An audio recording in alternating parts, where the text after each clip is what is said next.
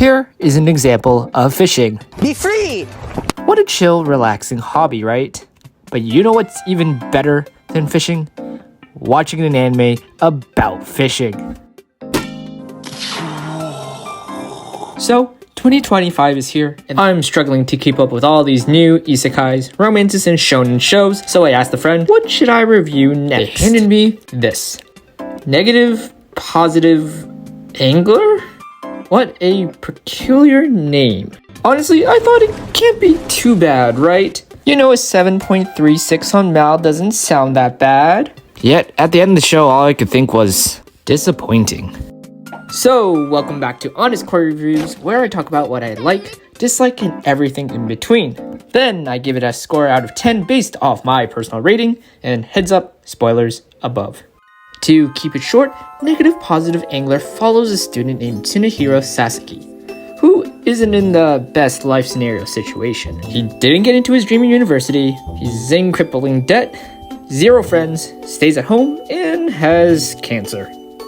My whole life sucks! But by some kind of fate, Sasaki has a lucky encounter with a group of people who happen to enjoy fishing, and helps turn his life around while learning to fish himself. Looking at this story, it's decent, but still needs some refining. The mature themes and messages of self-discovery, depression, and running away from responsibilities are super relevant to today's society. This holds especially true with something like family issues, which hit home for a lot of people, and I was impressed by how they tied those themes into fishing metaphors.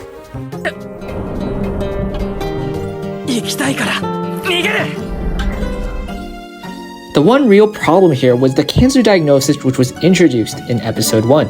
Its introduction early and its severity makes it strange to just bring in the last few episodes, which, when looking at how aloof and laid back the episodes come across in the middle section of the series, doesn't feel coherent.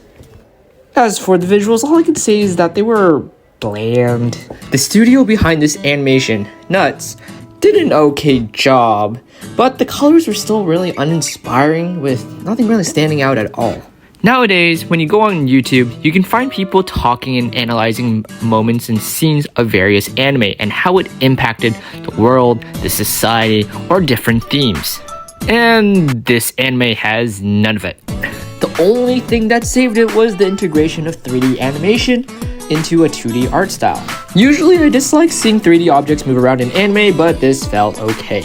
And I do know that people are criticizing the overuse of the goofy faces, but I did find it kind of tolerable to some degree. Okay, time to talk about the characters.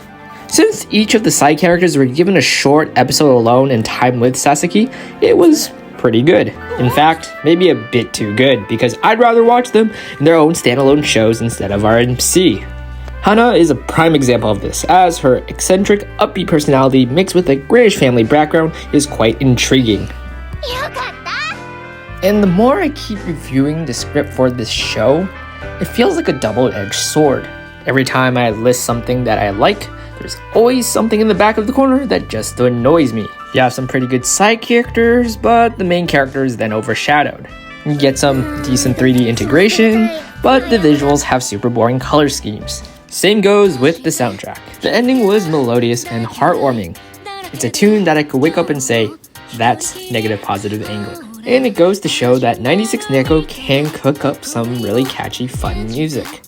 In contrast, after watching it 12 times, the opening just never grew on me. Thought the use of autotune was really weird and did not fit in the show about fishing. Now for everything in between. First, we have episode 9, which was almost impossible to find in English sub. The Spy X Family ending felt surprisingly similar to this one. I learned a new Japanese word for today called Iyashike, which is a genre for anime about healing, recovery, and personal growth. And I like this fish.